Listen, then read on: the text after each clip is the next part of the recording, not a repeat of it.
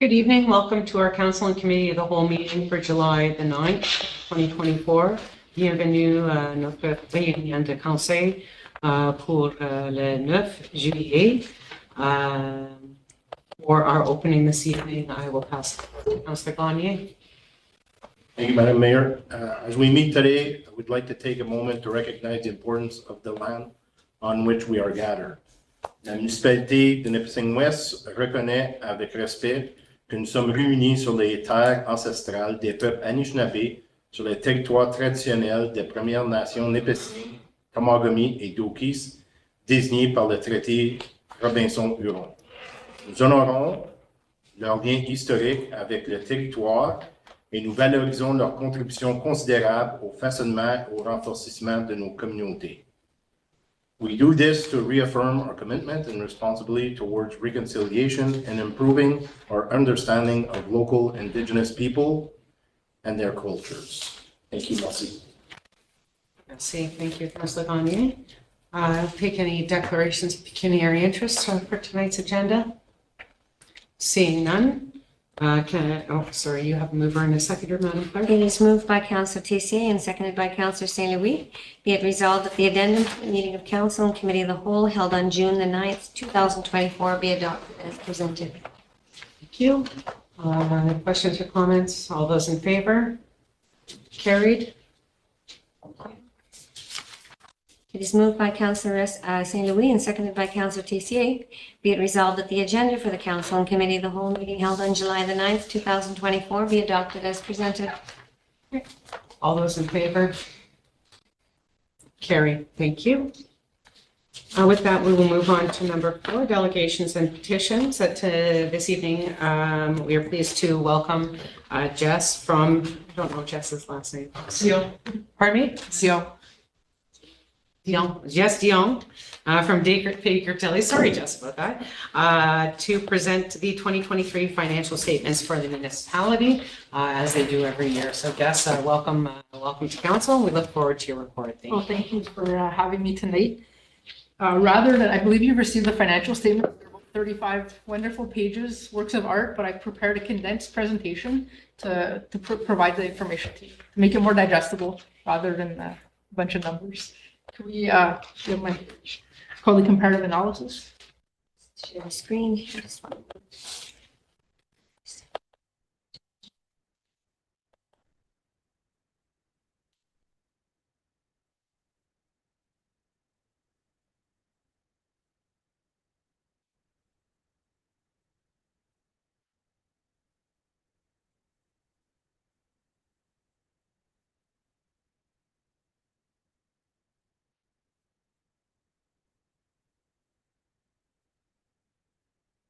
The information in this report is identical to the financial statements that you received. So as I mentioned, it's a condensed version. We can go to page 3. Our independent auditor's report. So we've audited the financial statements of the municipality of West Nipissing, which comprise a statement of financial position. That's December 31st, 2023. The consolidated statements of operations, accumulated surplus, cash flows, changes in net debt for the year then ended, along with the notes to the financial statements. So in our opinion, they present fairly in all material respects in accordance with Canadian accounting standards for Canadian public accounting standards. So on a émis notre rapport d'auditeur indépendant. Les états financiers comprennent l'état de la situation financière, les états considérés des résultats de l'excédent cumulé, et des flux de trésorerie et la variation de net dette pour l'exercice terminé à cette date. Et à notre avis, les états financiers donnent à tous les aspects significatifs une image fidèle de la situation financière en accord avec les normes comptables du secteur public. So as I noted, following Canadian public accounting standards, we must take these financial statements to represent the operations of the municipality itself, but also of power generation, environmental, the library board, and the Eau Chateau. So all these local boards are consolidated into the municipal financial statements. So the numbers that I'm going to show you today are drastically different. Yeah, I could say drastic. Yeah, it's safe to say, are drastically different than the numbers that management's been presenting to you. Because management presents to you the figures for the municipality, and we come along and we add all these local boards in there. Furthermore, we take your budget, which you passed, and we say, well, we have to make it in accordance with the accounting standards. So we take out all your capital, all your capital projects, we take those all out. We add in amortization. The transactions that happen between the municipality and your local boards, we take those out. So in effect, it drastically changes what I'm about to show you today.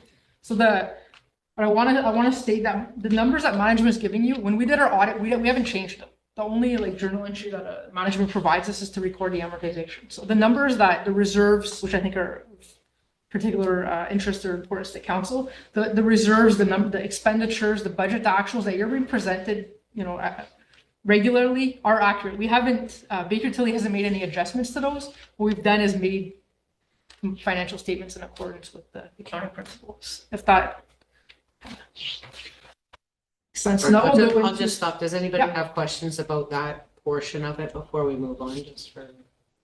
Okay.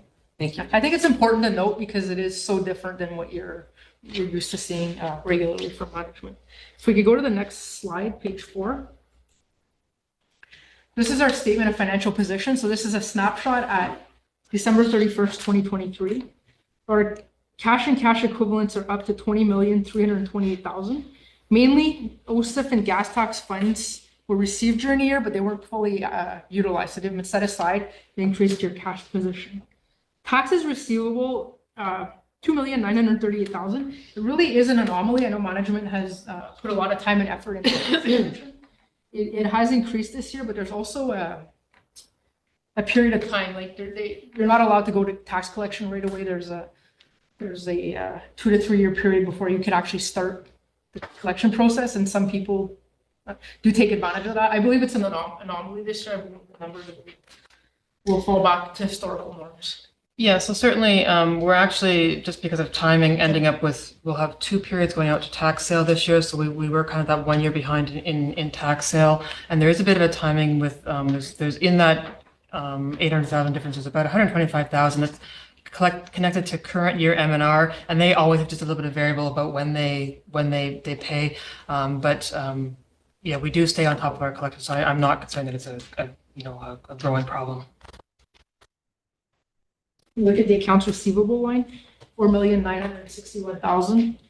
It's mainly comprised of NOHFC, ISIP, and HST receivables. So what happens with these funds, you must spend the money and then you get reimbursed by the funders. A lot of the projects were completed, or the funding was spent later on in the year. So there's a timing. You spent the money, we're going to collect it. We'll collect it in January, February afterwards. And other current assets, you've heard me talk about power gen when I did this presentation. You're going to hear them a lot again tonight. They actually have a huge impact on this. So the other current assets are down to $265,000 due to the reduction in power generation taxes owing. So your total assets are $28,494,000. Liabilities, money owing to others, accounts payable and accounts accrued liabilities have increased this year, $8,759,000. That's consistent with your increase in your accounts receivable. Your obligatory deferred revenues. So we have other deferred revenues and obligatory reserve funds. So your OSIF and gas tax funds that you received during the year weren't fully utilized. So if they're not used, we just carry them forward for the next year. And municipal debt has actually gone down this year. There was no new debt issued. It was just a repayment of capital. So your municipal debt at the end of the year was standing at $28,334,000. Employee future benefits payable, it went down to $932,278. It was a reduction of almost 1.6 million, and that was the actuarial adjustment in power generation. So when I said we kind of put all the numbers together, power generation had a decrease in their liability due to the actuarial adjustment. So we see this in the municipality. And then we have this new line, asset retirement obligations. This was a really fun one this year. The municipality has 6 landfills, and then 7. That's why I missed one. That's why 7 landfills. We have to analyze them all separately. You also have, if you had any asbestos in your buildings, there was several buildings that had asbestos. You have some septic tanks. I heard that was an interesting exercise and actually determining how many were actually owned by the municipality, drinking wells, and the monitoring wells and the drinking wells are also, there's an environmental regulation that says when you would decommission them, this is what you have to do. So we have to set up a liability. So when all that dust settled, we recorded a liability of $6,158,000. This is purely an accounting exercise. So your net debt reduced this year to $19,259,000.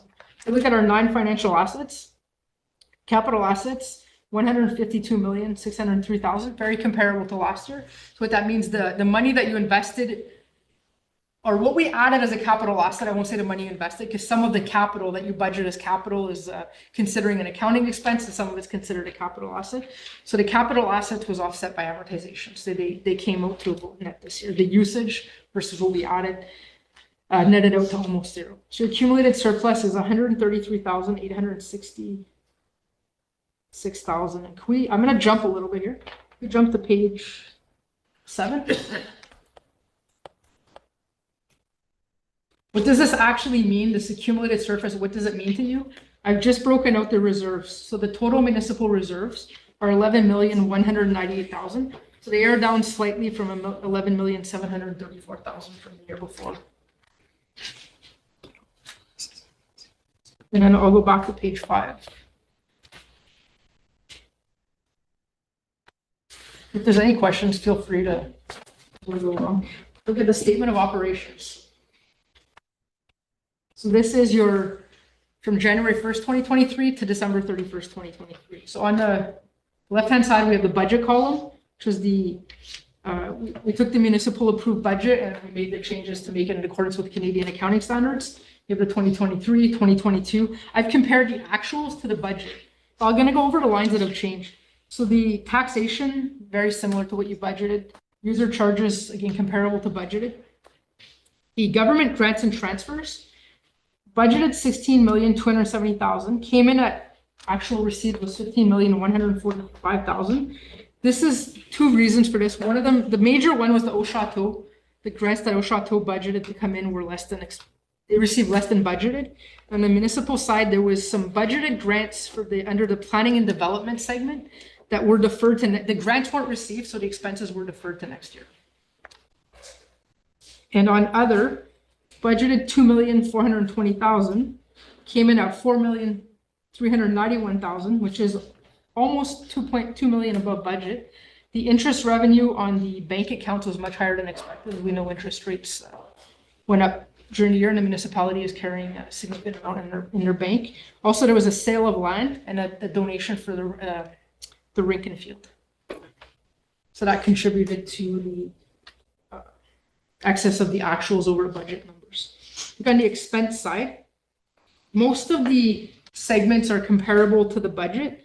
The transportation segment, we budgeted $7,799,000. The actual expenses were $774,000.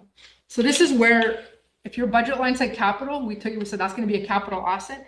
But some of those expenses were operating and they were maintenance. Like they just maintained what you had. They didn't expand or enhance the useful life. So approximately 500 of that, 500,000 relates to that, and the other is most of it there was, and then the other is miscellaneous. Like if we look at the different line items, we don't get into there's a lot of just maybe budget items that were slightly over. And then we look at environmental services. This is where power generation, environmental are included. So we have budgeted $13,874,000. It came in at $11,982,000, which was $1.8 million below budget, and that was as a result of the power generation pension recovery. It flipped the recovery flipped you into resulting in being under budget. And then planning and development, budgeted $1,191,000, actually spent $850,000. It was a special project, was deferred to the next year. So the funds weren't spent this year. So it left you with an annual surplus of $4,035,000. We had capital grants. So those are grants related to your capital budget. We budgeted $3,444,000. Actually spent $3,002,000. mentioned the OSIF and gas tax funds weren't fully utilized, so you're under budget. And that was offset by an NOHFC grant that you had. So which left you with an annual surplus of $7,037,000. The next page, on page 6. So that was looking at it by each segment. Page 6, we break down the expenses to the different functions. So salaries, wages, and employee benefits, budgeted 23 million, came in at 21 million. Again, I sound like a broken record here. It was a power generation adjustment. The actuarial adjustment flipped you. If you take away that adjustment, salaries and benefits, very comparable to what was budgeted. And your other expenses, as you can see, they're very, very, on like $20 million of materials contracted services, you were under budget by 343,000. Transfers, that's your, all your local boards, budgeted 4.3 million, came in at basically 4.3. So as you can see, your expenses are very, very close to what was budgeted if you take away that power generation transaction, which kind of throws everything out of the water this year. On page 6, I talked about your reserves. Page 8 kind of just gives you a little overview of what we do. So we take your budget for zero as a municipality. These are it shows the adjustments that we make for it to be in accordance with the accounting principles. So we take away your municipal debt, we take away your capital assets, take away contributions to reserves, and then we add the amortization. And then we showed your actual. So to get back to your municipal surplus as zero, you budgeted to take 615,000 from reserves. We actually took 535,000 from reserves. So what this means from an accounting perspective, what you budgeted was pretty close. Like I'd say that's bang on. We're talking about multi-million dollar budget, and we have less than $100,000 difference.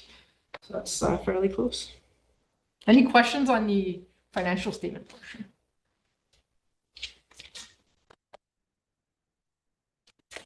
Can we go to page 22?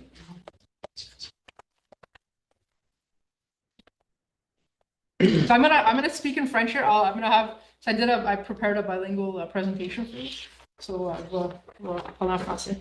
On a la ratio. I'm sorry if you have any questions. I'm not sure. Please feel free to ask. On a la ratio d'arrière d'impôt. C'est les taxes totales qui ont été imposées. Les taxes recevables divisées par les taxes totales qui ont été imposées.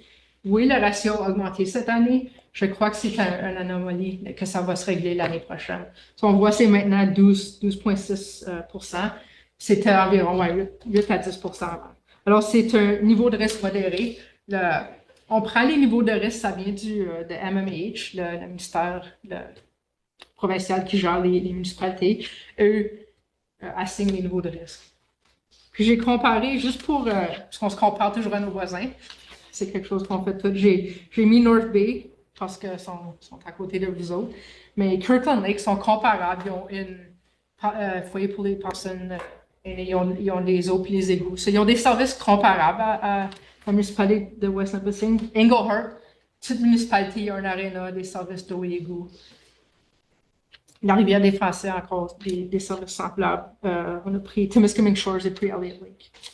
So, vous voyez, pour 2022, les informations disponibles au public, on a seulement les données pour 2022. Alors, on a comparé à la gauche les chiffres, les données de Nipissing West pour 2023 et les 5 dernières années. Puis à la gauche, c'est les données de 2022. La prochaine, la page 23. C'est les ratios des réserves totales. Ça représente les réserves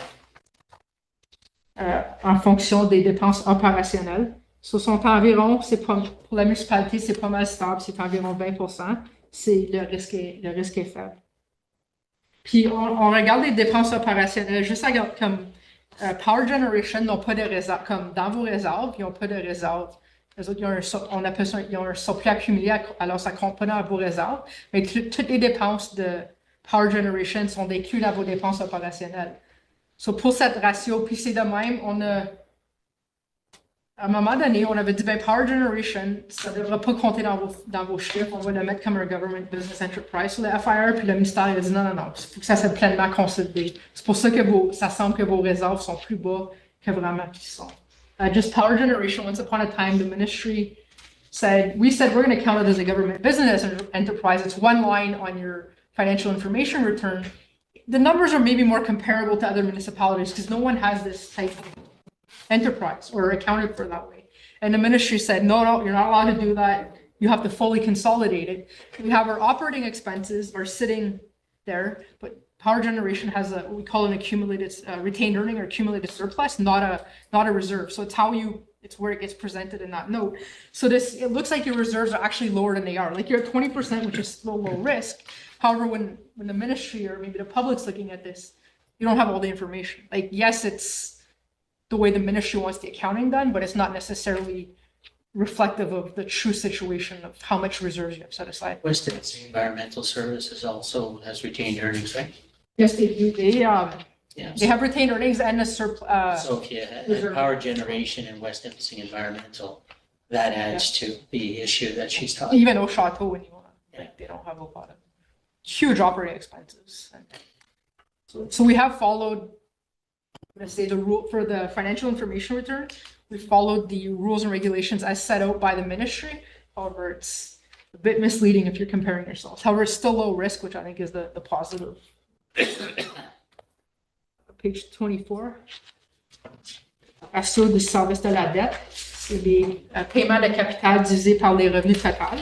Alors, c'est à 7,91%.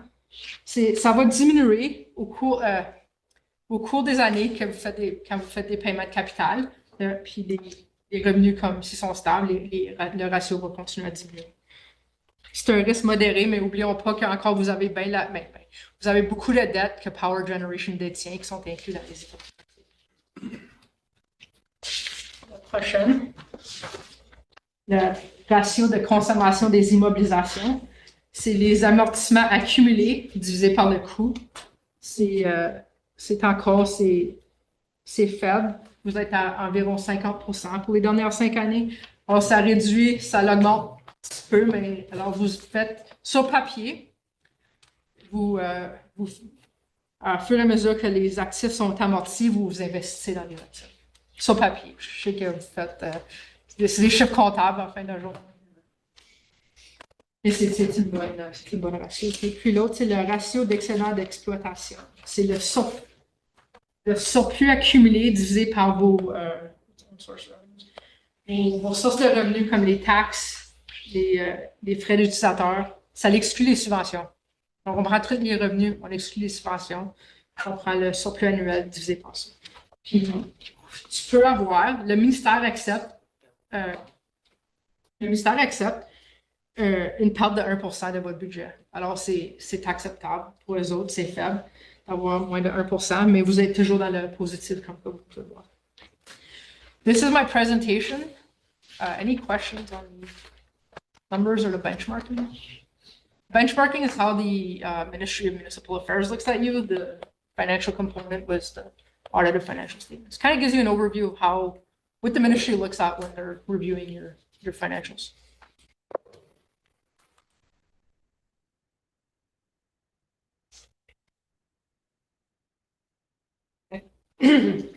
I see no questions around the table. Thank you again for coming in to give the presentation this evening. And we do have a resolution to adopt. Thank you, Madam Clerk, in regards to this. It is moved by Councillor Ferrand and seconded by Councillor St. Louis. Be it resolved that the Chief Administrative Officer and the Chair of General Government be authorized to sign the 2023 audited financial report on behalf of the municipality of West Nipissing for the period ending December 31st, 2023. Any questions or comments? Yes, I just have a comment. Apparently, we did get that yesterday. Right? I don't know when it came in. I don't know when you got. Yesterday? I usually get a hard copy because most of the time I can't open it at my place. Can we next time get it with the agenda or stuff like this even earlier? Like, I'm not an accountant. I would like to go through it a little bit and then maybe I have a few questions. It's ridiculous. We got that yesterday. Anyway, I don't That's know my why it came yesterday. Thank you. Yeah, I mean, I don't know. Actually, sent Friday.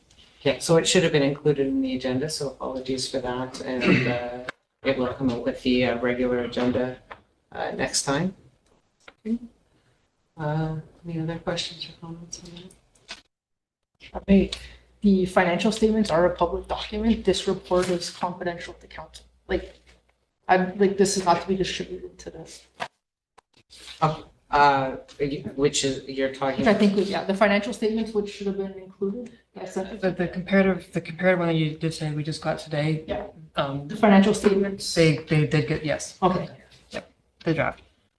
Yeah, So- just the statements yesterday, the presentation you gave today, we haven't seen before, but that's your work and that's the general way that is presented. The financial statements, I believe, should have, yeah. Thank you. Okay, and the audit report, the audit findings report is just basically a summary of the Yeah, financial. confidential for the council. Yeah, it's just information we share with those treasury governance with council. Okay, thank you very much.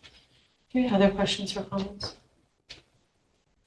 Okay, we have a motion on the floor. All those in favor? That's carried. Thank you. All opposed? Thank you.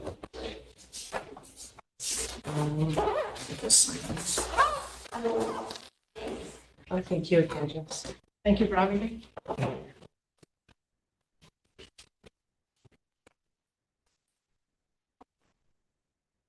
Thank you. We do have one other item under our delegations and petitions, item 4.2. We have a petition that's been received by the residents of Domina Crescent. The petition will be received and staff will come back at the next meeting with a report on the subject matter for that. So thank you. And with that, we'll move into our committee of the whole. Section 5.1, General Government, which I chair. So our first item for discussion this evening is ward boundaries. Staff has prepared a significant report, which was very well done. Thank you very much. And I don't know if you want to speak at all to that, or Mr. Barbeau? Mr. Barbeau. Well, as I indicated, Senator Sharm provided an extensive report. The only thing I would say is this really is a council discussion. Staff really doesn't have a lot of advice other than to, prepare the information, some of the background, which would go into some of the discussions. We've brought over the past several terms of council this option up to past councils in the past, and they did not want to have a look at any adjustments at all. If I am not mistaken, the information and any decisions that would have to be made or changes that would have to be made have to be done and approved by the minister prior to the election year. And so it's a good idea to bring this forward to you right now, so that you may look at it. And as you indicated, Madam Mayor, really it's to talk about process at this point, whether yes, no, do you want to reconsider it or not, and if so, then how? So I leave that to you, Madam Mayor. Okay, thank you very much. I'd just like to open, I guess, the floor for discussion at this point. I think that there's some good information and context provided in the report, and I hope that everybody's had a chance to read it. I'll just say for me personally, there is some inequity between the sizes of the wards. I think that kind of speaks loudly just from the start, but then having all the other information that's been provided is also very helpful in kind of assessing where we are with the wards that we currently have. Does anybody want to start?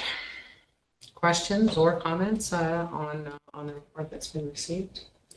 So basically tonight we're looking to see whether council would like to move forward in taking a closer look at whether there's something that we can do better, or whether we're happy with the status quo and would like to leave things as is.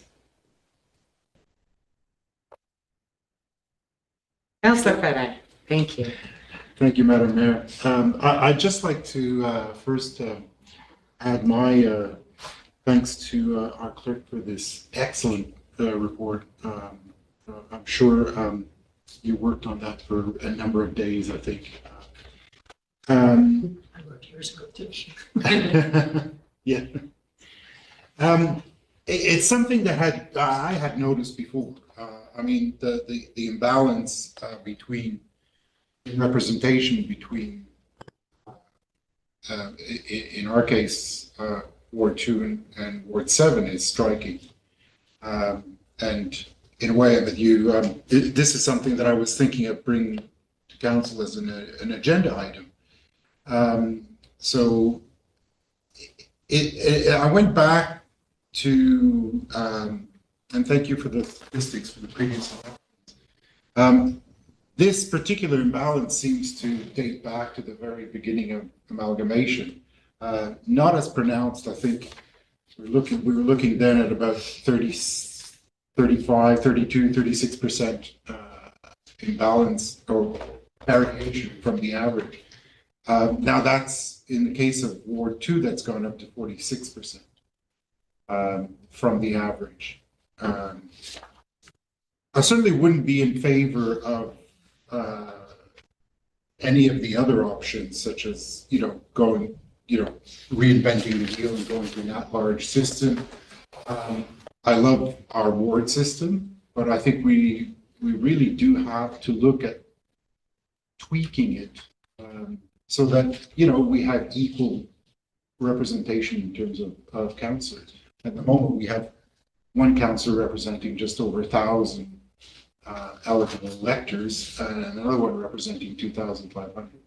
So the other variations are all under 20%, and I think it's something personally I think we can certainly live with. But I would be in favor of looking at what we can do about Ward 2 and Ward 7. Thank you very much, Councillor Ferrer. Other questions, comments? Councillor Rivard?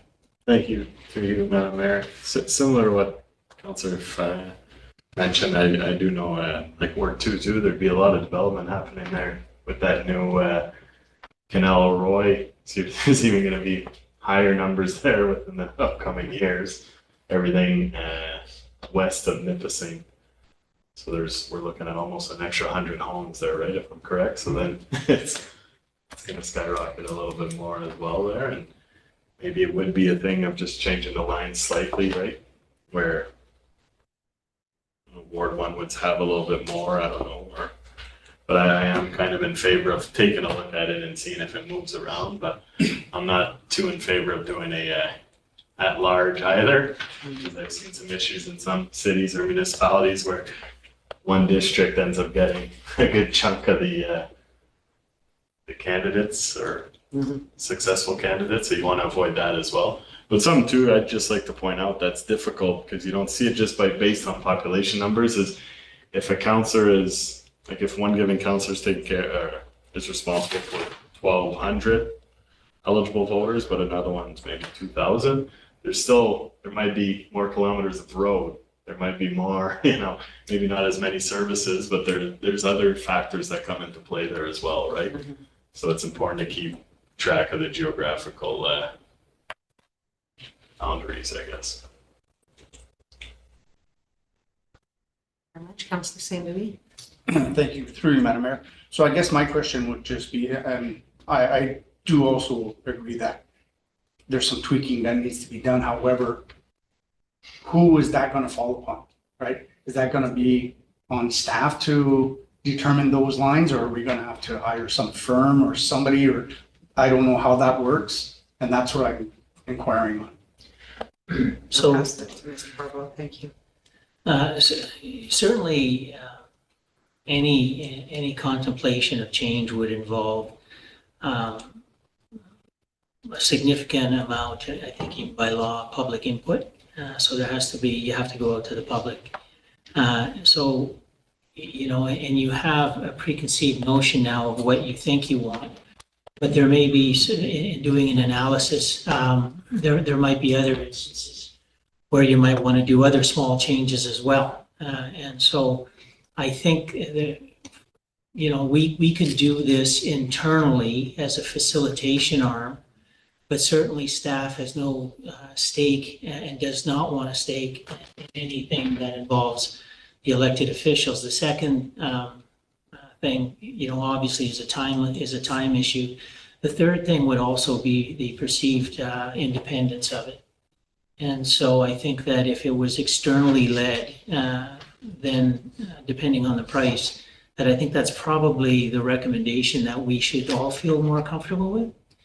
And so, you know, we would look at creating a terms of reference for analyzing and creating all of the options and the issues. I can tell you that in my lengthy experience here, there have been a lot of other issues as well. You know, the Ward 5, you know, when Morley Dater created it, he did it by township a lot. And so what he did was he created Pedley Township, which is really along the highway here as part of Ward 5. And so there are what's called communities of interest when you're looking at, you know, homogeneous groups, and you might want to have a look at that too. It wouldn't be a lot to do, but there might be some tweaking there as well, where Ward 5 can get something from Ward 6, and, you know, that Ward 5 would go to Ward 4, and, you know, so there are other issues. There are other issues that are debatable as well. When I started here, there was a very long-term counselor who lived on Nipissing Street. And he was Councillor Ward 4 because he was on that side of the street. His neighbor across the street from him was Ward 3, even though they're friends and they grew up to, you know. So there are some issues that you might want to consider, whether you want to look at large systems, you know, where there's a community of interest. I wouldn't be, I will tell you my personal opinion. I 100% agree with the ward system in some way, shape, or form, given the difference of communities of interest and some of the things that could happen with respect to what Councillor Rivard indicated, with respect to those with the most cluster of population will dominate the electorate kind of thing. So there's that, plus issues where I live may be different than issues on Nipissing Street, right? You know, ditches, roads, you know, that kind of thing, water, and so those kind of things. So, but to answer your question, I think that if we would explore, if council has the appetite, we would explore putting together an RFP and try and limit it, and then see what a price would come to. I'd have to speak to Ms. Craddock as well as to how we can structure getting expressions of interest to see what that price would be. I was asked in my prep meetings with the mayor what that cost would be, and I wouldn't be able to venture a guess. So if I guessed, I'm probably half, because it's surprising what people are admitting now, right? So. Thank you. That's all I want. And if the cost of the consultant, I'm sorry, I'll have a follow-up question to Councillor St. Louis if you don't mind. If the cost of the consultant comes in higher than council's comfort level for that, what's the alternative in proceeding? Well, we can certainly do it in-house. We can change the terms of reference to just minimally have somebody do some facilitation and data gathering for us, as opposed to, you know, doing from A to Z. I really, it's such at an initial stage. Mm-hmm. There is the ability for us to do it in-house, but I would tell you that staff doesn't really feel comfortable necessarily having those kind of opinions that I just shared, because I'm just one elector as well. So it really comes down to, you know, what you want, and polling your citizens as to what they feel is working well and what isn't working well. And then it is a final decision of this council. With some people may say, get rid of all the wards, I just want at large, or somebody said, don't touch it, or whatever. At the end of the day, whatever comes back to you will be a council decision to formalize in a request to the ministry. Okay, Councillor Tessier. Thank you, Madam Mayor. Another thing that I've noticed through this is the voting turnouts compared to the eligible electors, which are when I compare for Ward 2, which is eligible electors is 2,549, and the number of people who voted, 1,200. So that's something to consider as to why eligible electors are not voting. That should be part of the review as well in consultation with them. So you, Madam Chair, that could be a factor. It also could be that the ward isn't as salacious or as fun or interesting as other wards. Could be, I think this data was a few, what's that? It's current. It's current? That's current data? Okay. It depends on voter apathy and all kinds of things, voter engagement, voter apathy. There's a lot of things that come into play.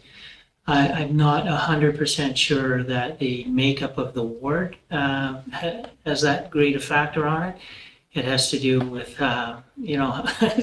sorry, how interesting and exciting the fight is, I think, and what the issues are before you. I know back when in 2003, we had the highest voter turnout of about 70% on average, which was like one of the tops in the province, but that was a newly amalgamated municipality with very popular mayoral candidates. And when you have a mayoral candidate that comes into that, there's a lot of that.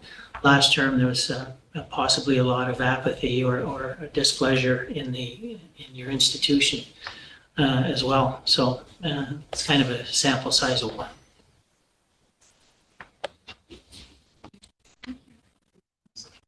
Councillor Pellerin? Thank you, Madam Mayor. I haven't heard anything when I did the doors at the election time. I never had one complaint about this. The only thing I had, the people were surprised that River Valley comes right past Verner, so that would be maybe a little bit of tweaking. But to try and get the same amount of population to each place or whatever, that'd be hard. It'd be probably maybe realign some lines to get the rest of Piquet Road and stuff like this with Verner, maybe. I don't know. I would start with a survey. If there's an appetite, people will let you know. If not, status quo. That's my comment. Right. Councillor Nicol? Thank you, through you, Madam Mayor. For me, I think I would like to leave it status quo just to preserve the previous identity of the prior townships. And right now we kind of have a nice balance of urban and rural wards. There's 4 and 4, so I think that's important to maintain. That's my comment.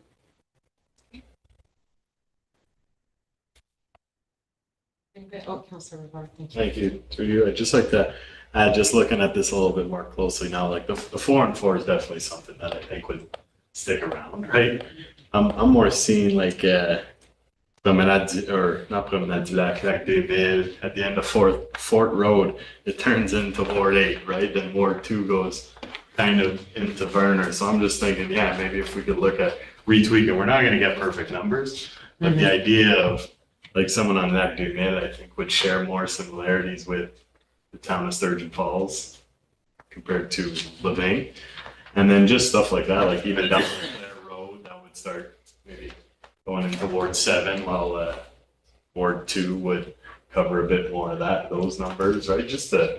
But we're never going to get it perfect, but I think, yeah, the idea is just to try and get those communities kind of a little more close knit. That's one there that sticks out. The Pedley's another one that I noticed here as well. And I see like Ward 3 and Ward 2 kind of head towards Verner quite a bit, where the numbers are already fairly high in those wards, right? So it could kind of shift a little, because I know when I was going as well throughout my door knocking, Ward 1 kind of shifts in from King Street, then down 3rd. It was difficult, right? A few of my friends stole some signs, put them in their ward, but I'm like, that's not even my ward. It's across the street's my ward. But so maybe in order to help the Ward 2 numbers, it would just be a straight line at that point. Question on that. Is there some kind of reasoning behind the shift south of the highway on Nipissing Street? Like, is there I don't know if anybody recalls why that would happen, because it is a weird anomaly there that. Probably only a grab back in the day to try and change some of the numbers as they were. Yeah, and I'd say there's quite a bit of development that happened on that side of like Ward 2, right? You have the Riverfront Drive, all of that new development now you have on Canal and Nipissing, and so that may be what happened too. The numbers have just skewed quite a bit. Just interest. Yeah. I wondered what would be the history of that. Okay. Other questions for Councilor Conley? Thank you, Madam Mayor. I'd be interested in at least going out to RFQ. It won't cost us too much, at least to get a price to see how much, and at least bring it back to see what would be the approximate cost of having a consultant do public consultation, which I think should be done with everybody, and maybe come back with some recommendation at that point. So I'd be open to that if it's not too pricey. Anything else for this week? Okay, again, thank you to staff for the great report. I think again, the one thing that stands out is just that imbalance between a couple of our wards from our lowest to our highest, and whether there's a way to fix that. In the past, and these are questions I don't necessarily have an opinion yet, because I'd be interested to see what kind of options were brought forward. But in the past, it has been suggested that Sturgeon Falls itself could be at large with 4 elected. And I agree with everybody else here that I think it's incredibly important for the municipality to maintain the balance between the rural wards and the urban wards at 4-4. And I think that's, for me, that would be foundational in whatever we do.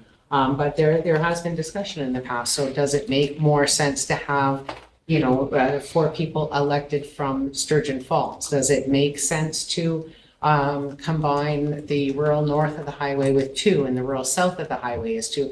And those are all kinds of things that it'd be interesting to get both feedback and also just some kind of outside opinion on.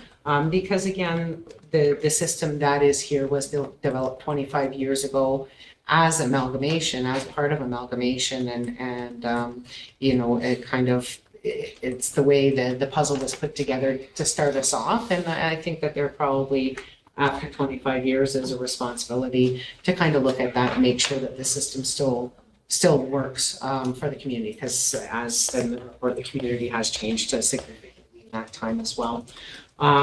So what I would look for at this point would be just an appetite for staff to bring a resolution. Can we go, do you need it as a resolution for the following meeting? Or could we, if with a show of hands, we can start the RFQ process?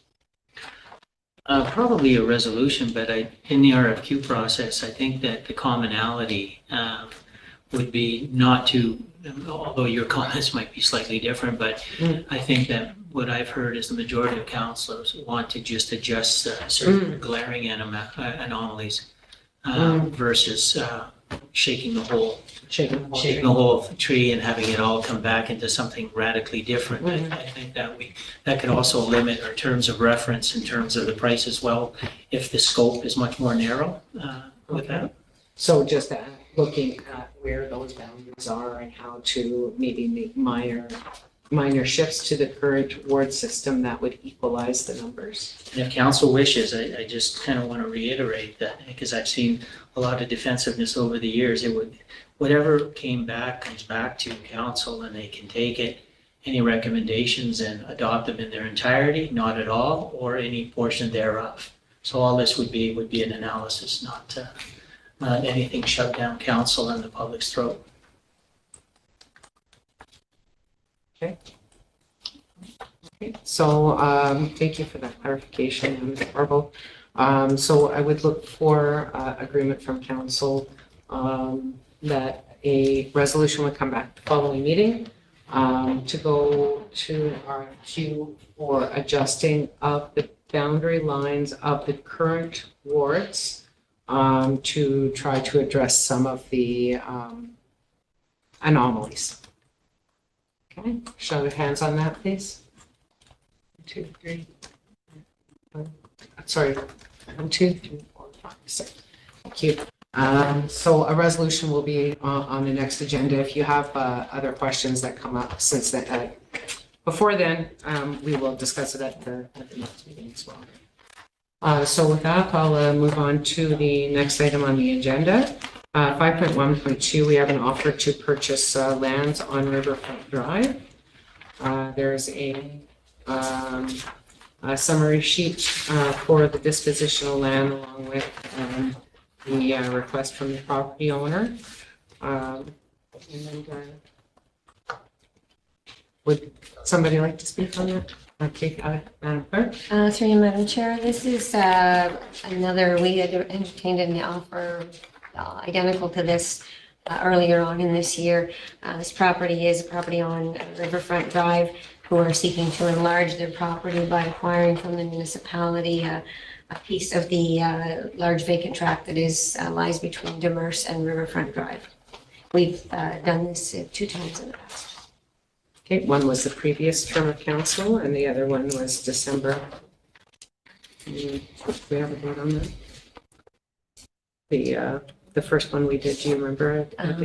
We adopted the bylaw this year. Okay, so there was one acquisition such as this done in a previous term of council, unknown, and then one, it did come through this council last year sometime. I just can't remember the date. So this would be the 3rd instance of this happening. There is some notes on the bottom of the summary sheet. And I'd just like to open the floor for questions or comments on this. Hey, Councillor Gagne. Thank you, Madam Mayor. Is there a reason we're not following the current lot width for this piece of property? It's a bit wider? It's just I couldn't get the. Oh, that's just the alignment? Okay, yeah. perfect. Thank you. Most No probably. questions, Madam Mayor. Thank you. Okay. Okay, thank you. Anybody else? Okay. I'm going to bring up something here that I think I actually brought up when this came to council last time for the last acquisition. And this is a significant chunk of property that is municipally owned in the middle of a settlement area, which is fully serviced. And I feel that in selling these individual chunks of land as lot additions, is taking away from the value and potential for future housing development there. When this was first proposed, there was actually a second, that's correct. There was a second phase of a subdivision that would have filled that section in. So you can see that there is an opening on one side and then on the east side and an opening on the south side, which would have allowed for a road to travel through that area. And that property, as I can see, and I'm just kind of doing quick visual math, would accommodate about 30 residential lots, 30 new residential lots.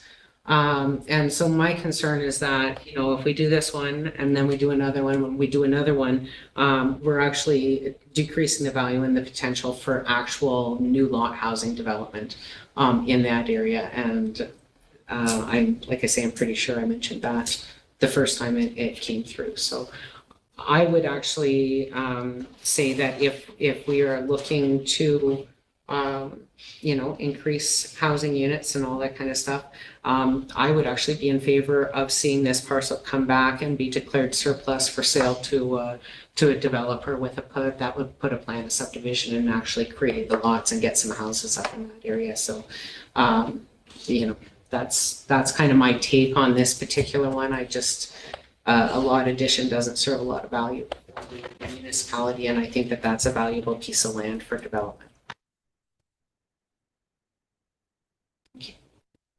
So, Anybody else have any other questions or comments? So staff is looking for direction on whether or not to proceed with the sale of this land. So I will just put that to a quick show. Councillor Pellerin. Thank you, Madam Mayor.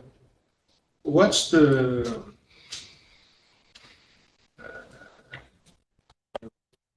other piece that we sold? What was the number on it? Price? Yeah. 13,000. The one this term, the one prior term was slightly It was less. appraised at 15,000.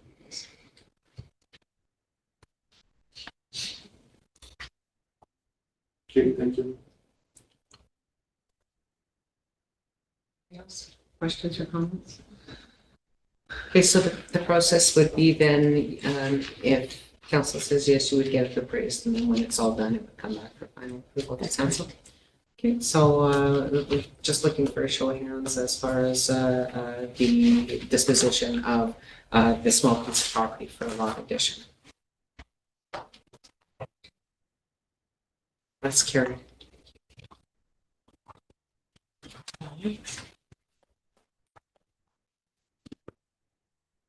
A big one today.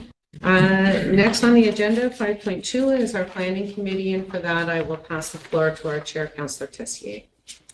Thank you, Madam Mayor. So the backyard chicken, we have a memo from with options, and I'll pass it on to elaborate. Thank you, Madam Chair. I know there's an awful lot of information in this report, and I want to give credit to our new planner, Samantha, who's not here with us tonight, for doing the bulk of the heavy lifting on this particular report, because there was an inordinate amount of information to gather, and the province has every combination and permutation of regulation that you can possibly imagine, so it's quite an undertaking. This has come to council. I believe the request was brought in the beginning part of this term with regard to taking a look at keeping chickens in the urban areas. So what is before you is a report containing a variety of information and analyses taken from, like I said, a lot of different places for consideration by council in determining whether or not it wishes to proceed with a program of allowing this, and if so, what that might look like in terms of, anything from outright have as many chickens as you want to, to a licensing and limited number type of situation. So it's for information and discussion. Thank you.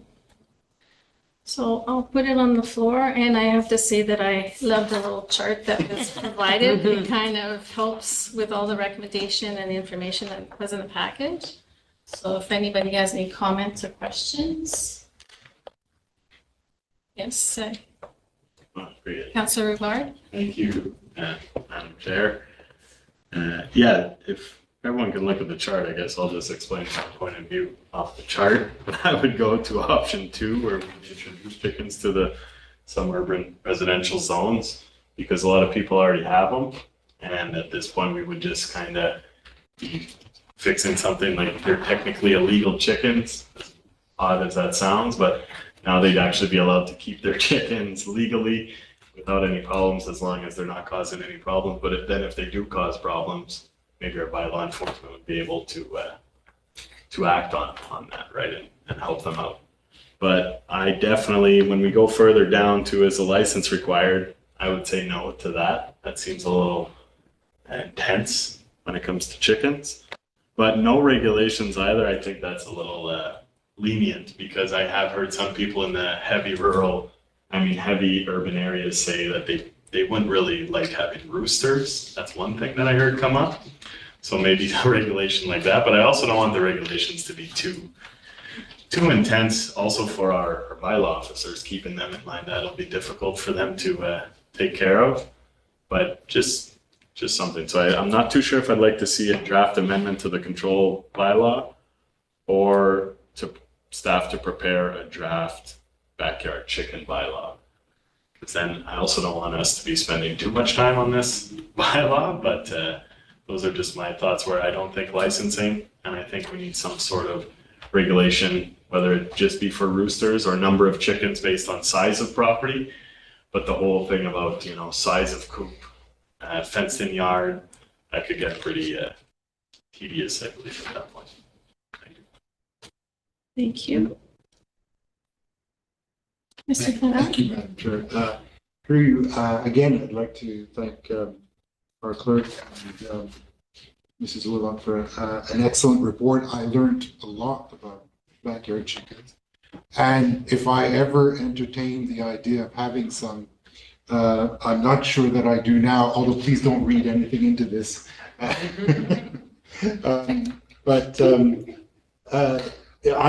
have one question to begin with.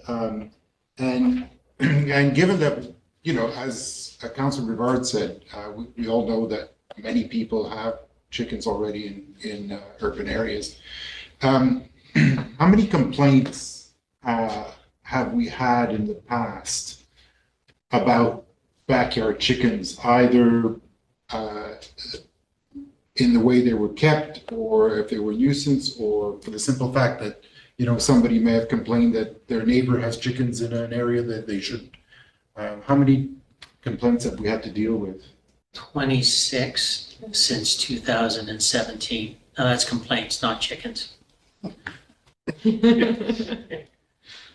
So We don't know that I didn't dig down in terms of the nature of the complaints, but there were 26 service requests. and of those 26 in the last year, is it proportional or?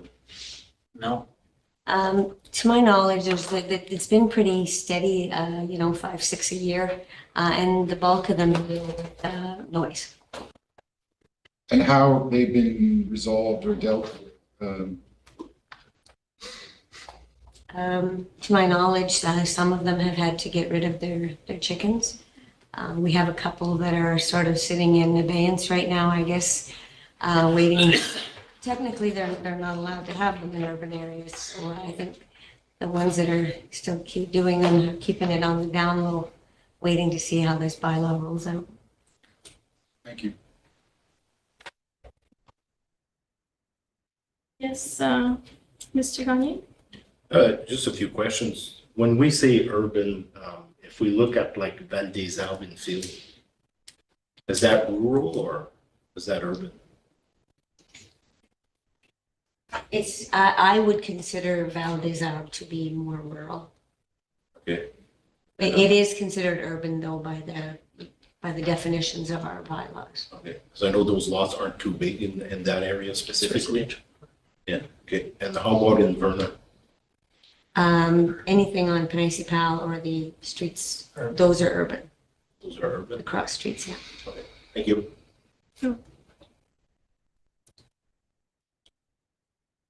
Mr. Pellerin? Amen, Tracy. Yeah, I had a few discussions with a few people. When they did the door-to-door, I even told a few people, sure, you can have them, there's no, I thought it was legal, but it's not. Some of them already do have. There's quite a few that have some. Even on shoreline, which I don't see a problem with this. On shoreline, you've got to be, your house is 60 feet from the lake, you got the depth of your house, and it's in the background. So it's no different than being in town and having your your catch basin right in front of the street. The catch basin is the lake. So it's the same thing. So the mentality of the shoreline, we're gonna affect the lake. No, it's no different than in town. So to me, that the shoreline should be allowed. guaranteed no roosters. That's probably the complaints that you got.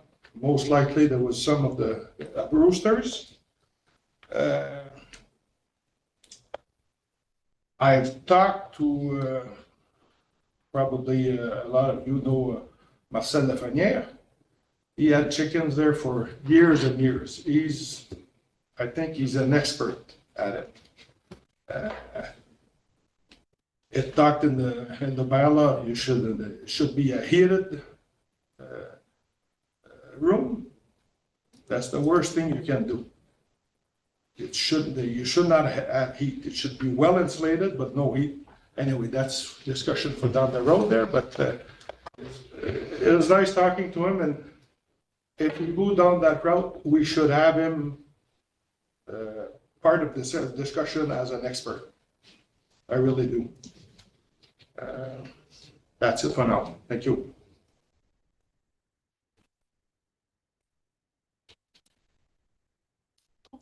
Councillor Nicole. Thank you, Madam Chair.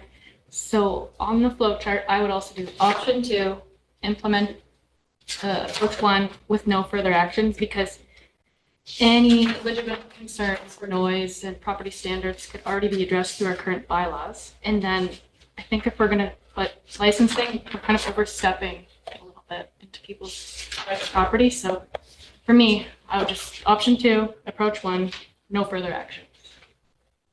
I know there's a few people, like Mr. Helen said, that already have them, and I'd hate to take their chickens away. It's a good thing for the community, selling eggs, it's an educational experience for their kids. Thank you. Any other comments or questions?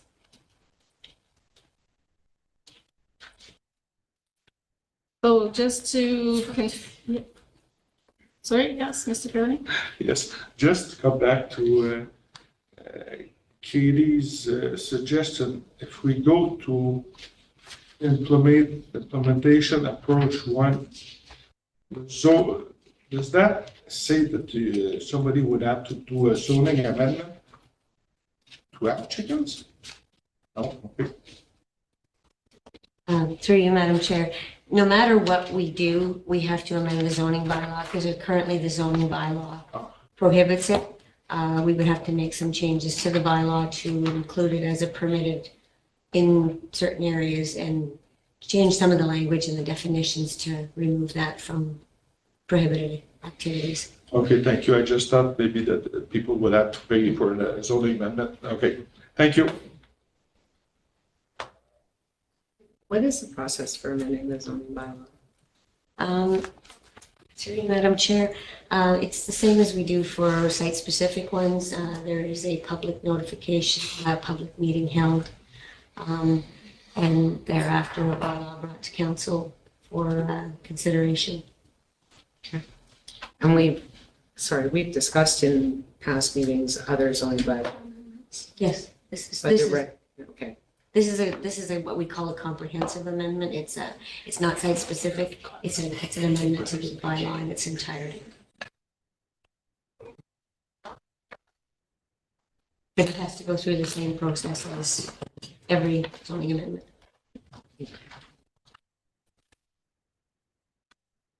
Yes, Councillor. Thank you, Madam Chair.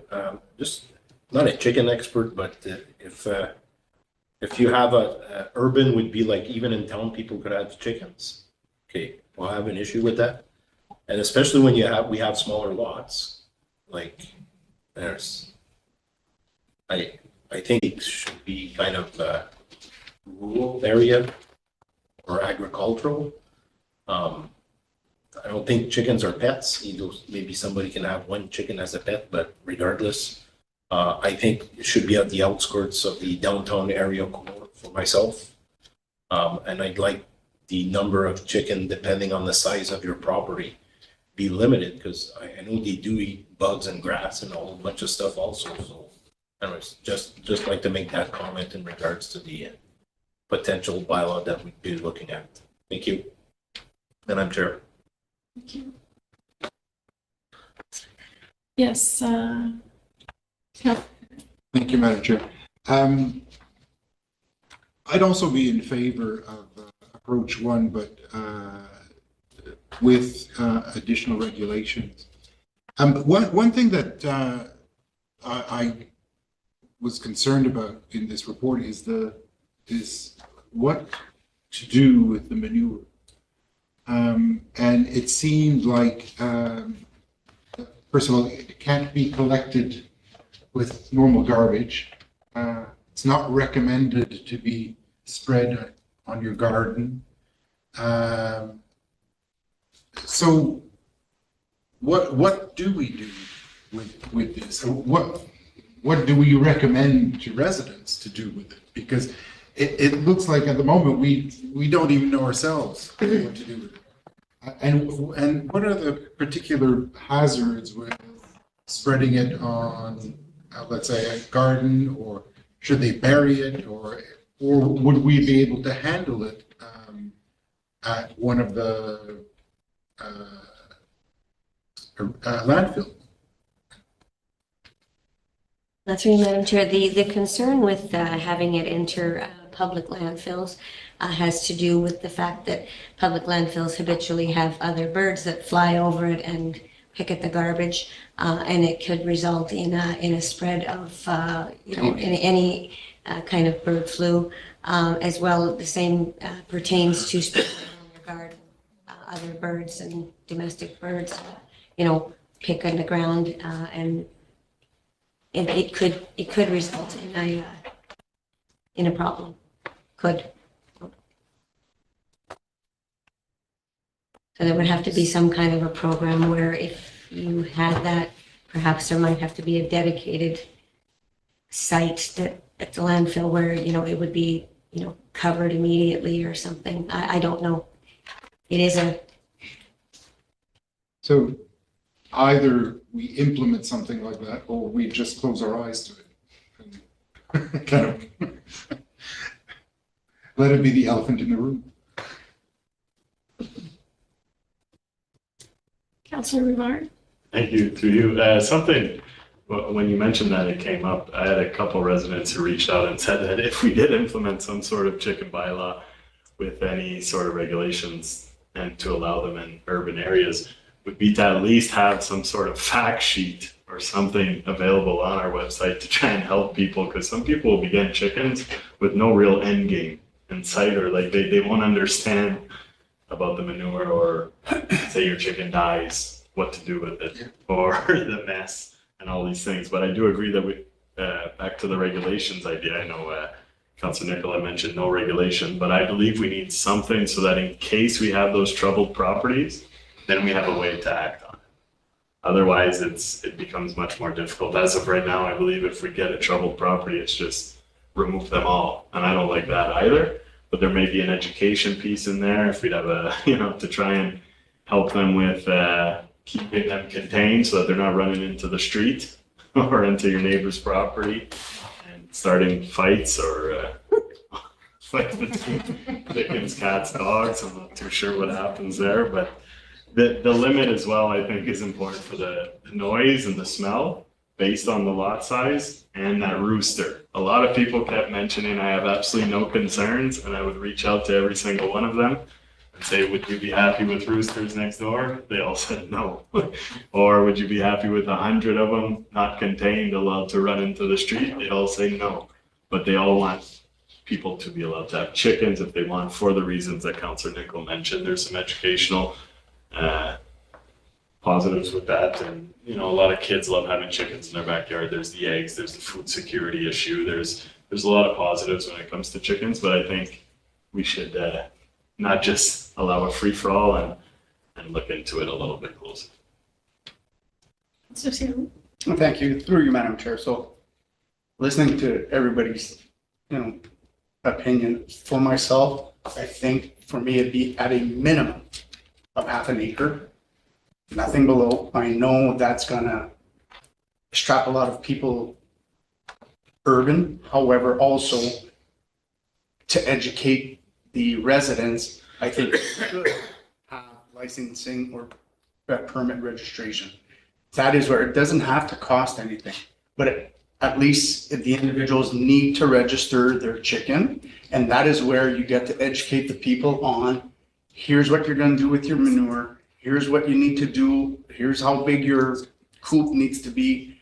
This would need, here's the sheet, if you want it, register your chicken, and here are our ground rules, right? Like you said, we need to educate the individuals. And for me, again, personally, half an acre would be my minimum, but I know with the lot size, and I was reading through it with the lot size here in town, which is 66 by 1 and change, that's 0.2 of an acre, but that was just my opinion. But I think registering them, and again, it doesn't mean you have to register your dogs. So what difference does it make, right? And you don't have to register every chicken. That's not what I'm getting at. You get a license, have a permit to have chicken. That way we can educate them. Ankle bracelet. Sorry.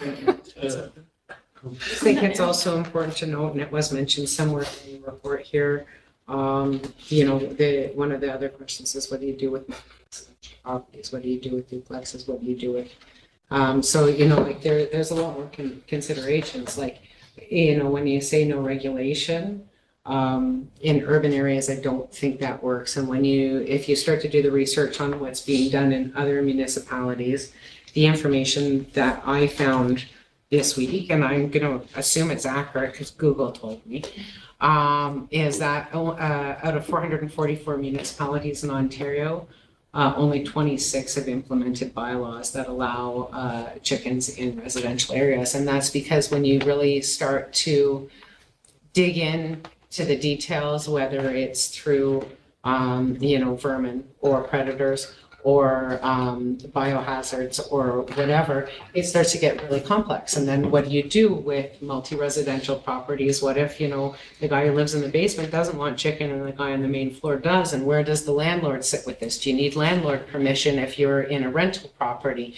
So it's easy to say, well, everybody should be able to have chickens if they want them. But when you actually start to look at some of the more detailed nuances of how to manage that, I think it gets a little complex. But that's my opinion on kind of in the urban areas. And I would agree with Councillor St. Louis that there does need to be a minimum lot size. When you look at some of the other bylaws that have been implemented in other municipalities, such as Niagara Falls or Kitchener or Brampton, a lot of them are 2 birds in urban. So there is a limit on the number of birds. There has to be a certain setback for the coop, 3 meters from this side, 3 meters from that side. And when you start to get into the smaller property sizes, you can see how that would impact somebody's ability to do it. So if you really start reading some of the bylaws that have been developed, it's almost like the bylaws have been developed to discourage people from doing it. So they've allowed it, but they've made the regulations extremely stringent because I think it does get difficult to manage. I think that in our municipality, we have so much rural land. We have, and I love that was included in the report here. 25% of the properties within the municipality are currently permitted through their zoning, through A1, A2, or RU zoning, to have chickens. If we then included the rural residential lots, which are a minimum 1 hectare, it goes up to 1/3, I believe it is. And I think rural residential lots, and we have quite a few of those, if you've got 2.47 acres, there's lots of room to have chickens without there being an impact. And so in my opinion, I would see it expanded to rural residential with a minimum lot size. We do have rural residential properties that fall under the 1 hectare that is defined through variances or whatever. And if we said, an acre, or we could define that, I would be in favor of allowing it in rural residential, but not within the urban R1, R2, R3, R4. Thank you. It's a question. Yes, Councillor Roy. Thank you. I like saying the word chicken, but just to counter what Madam Mayor said there, I really like the idea of like making these illegal chickens not illegal, right? So all the people who have them in town already, I've seen it. It's okay. I go in their backyard and you wouldn't even know biking by that they have chickens. Mhm. It's actually very well maintained. They have 6 or 7. The gentleman that Councilor Pellerin mentioned earlier. So, if we can find a way to make it work for everyone and help these illegal chickens get permanent residency in Nipissing, right? I'm on board for that sometimes. Just finding a good in between, like what Councilor Gagne said or Councilor St. Louis. Maybe it's under half an acre, and you go to that only 2 or 5, but that's something that I would like to just see come back, and then we can start making more decisions at that point. Yes, Councilor Nicole? Thank you. Maybe it could be something we look at by area, because for Verner and Field, for example, our urban areas are a lot different than 4 wards. So maybe that's something we could consider. Thank you. I have no direction. Any other comments or questions? Hearing none. So the recommendation that is requested from council is to determine which option that council wants to proceed with. I hear that we want some type of regulation and I'm hearing option 2. So, yes, sorry. Through you, Madam Chair, I was wondering, based on the conversation here tonight and the various points made, would it help to come back to the next meeting with sort of a list of decision points? Lot size. Yeah, because I mean, like something really, so we can yes or no, or? Because you provided already kind of with the option 2, the recommendation or suggestions that maybe can be brought forward with what was council provided in their comments. Is that what you're looking for? I'm hearing a bunch of different opinions, and I'm just not clear on what the majority of council is looking for in terms of regulation.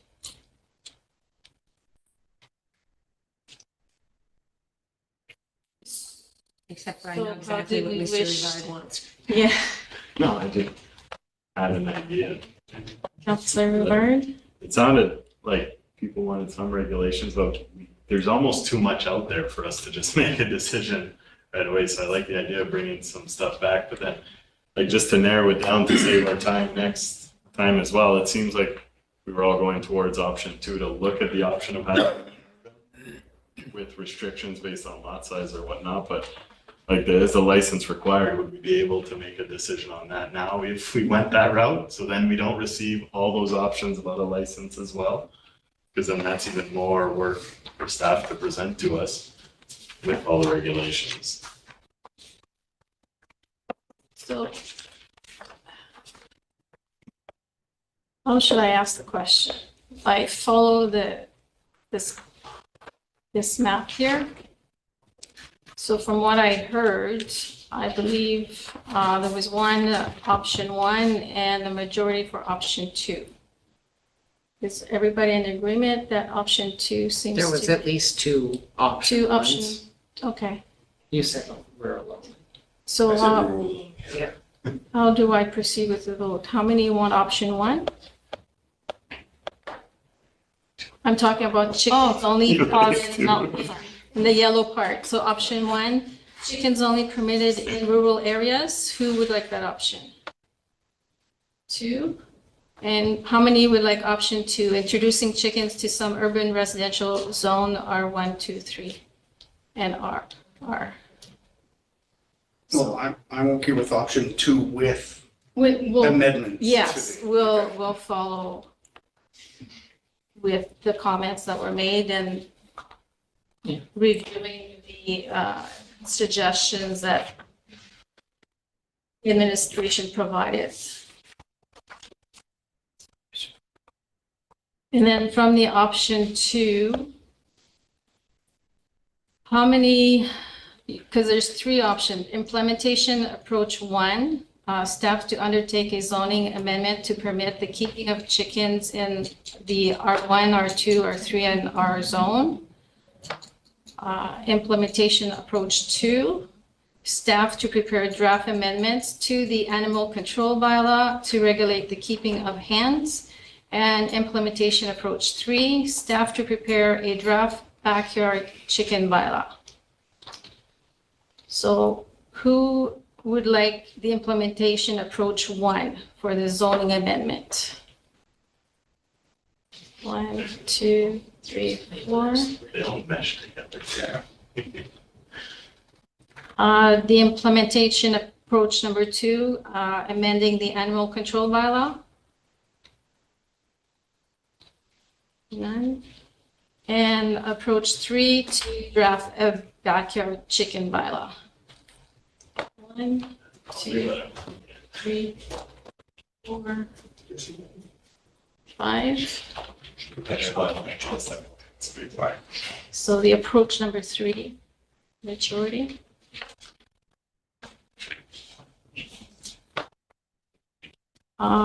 Is a license required? So who wishes,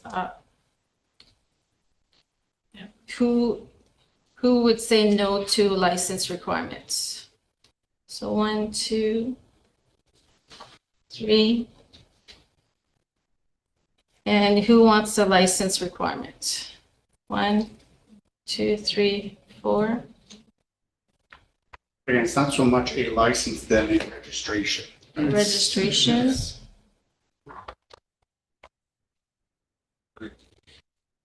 So no, so who would like a fee to the registration?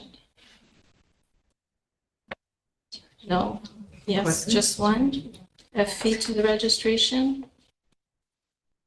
Well, I think everything, sorry, I think everything should come. I mean, now you kind of have the idea that we'd like it to come back as a bylaw. But there are still going to be decision points within that bylaw, whether it's lot size, whether it's number of chickens, whether it's no roosters, whether it's all those types of questions and what else is going to be contained. So I don't know that, I think that these details down here probably going to be determined tonight per se. I don't know, like I just, I think it's still going to come back to us. And before you even draft something as questions, like as decision point questions, lot size. We can do that. Landlord permission and rentals and things like that. So I wouldn't want to make a call on a fee. Personally, I don't want to say fee, no fee, license fee, whatever, tonight until we know what the rest of it's going to look like.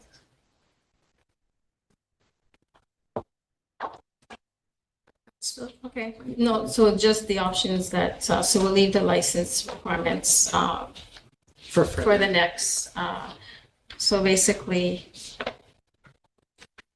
is there sufficient information for? So with the information that I've got, I understand the basic direction. So what we'll do is the points that would be in a standalone backyard chicken bylaw with, I guess, get council's direction on the various points that have been raised here tonight. Back to you, Madam Chair. Good. It is 7:58, so I will take a motion for a recess at this point. Do you need a mover and seconder, Madam Clerk? I do. Okay, mover and seconder, please. Councillor Pellerin, Councillor St. Louis. It is moved by Councillor Councillor Pellerin, seconded by Councillor St. Louis. At approximately 7:58, a motion was tabled for a 10-minute recess. Okay, all in favor? Carried.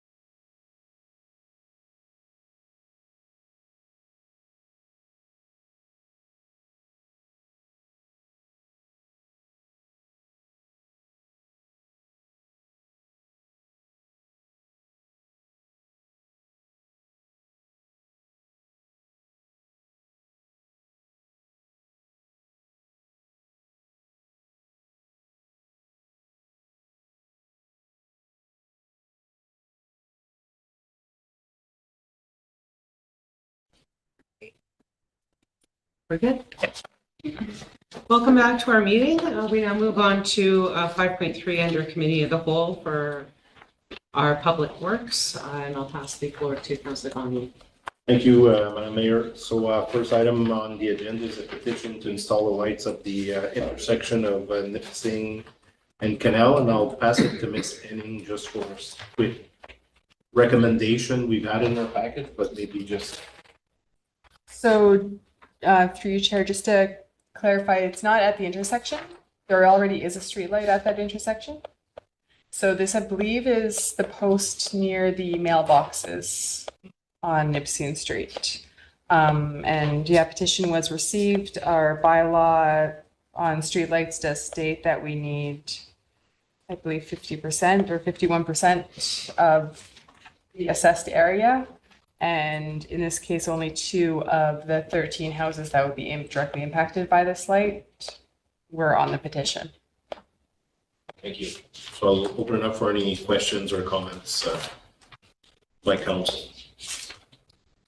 Mr. Pellegrin. Thank you, Mr. Oye. Just for curiosity, I think I asked the question in the past.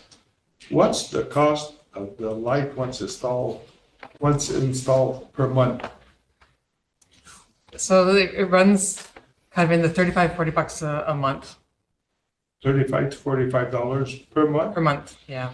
Just for one light? Yes. Okay, thank you. Councillor Pellegrin. Councillor St. Louis. Thank you, Mr. Chair. Although, and I understand we do have a bylaw and it's only 2 of the 13, but did we have a look at the area to see if it really is required? Yes, I did look at the area, and with the street light being at Nipissing and Canal, I mean, you could have light there. It is by the mailboxes, so maybe in the winter, I mean, this time of year, it's probably not an issue at all. Maybe in the winter, if people are going to get their mail in the evening, that might be more of a concern for them. But we have a lot of mailboxes that don't have lights above them, so I don't think we should necessarily start putting lights at every mailbox. And ultimately, like, street lights can be very contentious, and if our bylaw says that we need the 51% and we don't have it, then my recommendation would be that we shouldn't be putting a light in this area. Okay, thank you. Any other questions by council? Madam Mayor. The mailboxes that are specified here, they are for the owners that are listed here, 558, 560. Like, are there? So you've looked at the area. You said there's 13 residents. Does that include all of the users of that mailbox? I'm not sure, like, I wouldn't know without talking to Canada Post who has the actual mailboxes. Okay. So I looked at who would be actually impacted by the light, because our bylaw works Okay. as if the light's going to impact the residents around and Okay. the amount of light that they would have at night, so. Okay, so if the petitioners came back with the required 51%, would this be able to come back to council? Don't see why not. Thank you, Madam Mayor. Any other questions, comments? Councillor Pellegrin. Oh, sorry. CTC. So along with the light, there's concerns with the snow piling. Are the mailbox on municipal property? They are likely on the right of the road, yes. So the concern is like the speed of vehicles passing by. So if we don't have a light, are there other things that can be done to allow them to have more room during the winter, like removing the snowbank?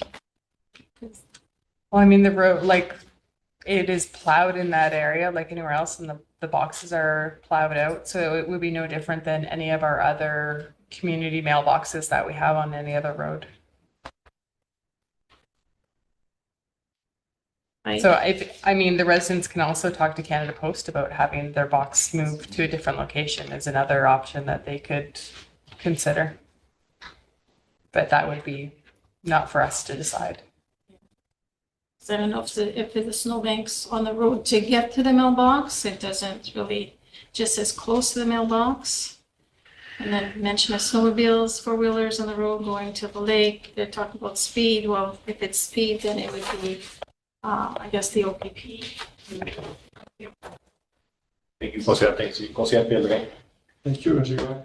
Is that the mailbox that people have to park on the road to go check their box? I guess that would be another complaint if I was there. I believe that would be the case with most of those community mailboxes that people have to park on the road. I don't think that's something that Oh, exists yeah. just in this location. I think at almost every community mailbox, you're parking on the road to get your mail. Okay, I see it more because I go with my sisters and sometimes people are blocking more than half the line and I seen an elderly guy go around and I said, I was surprised. That's all, thank you. Thank you. Any other questions by councilors? I agree with the recommendation, and I think we should maybe, if council agrees, to maybe ask those residents to ask to have their mailbox moved off of Nipissing. I know it is a busy road, and might be safer if they put it on a side road somewhere else. I know they're on side roads everywhere in West Nipissing, so that would be my recommendation.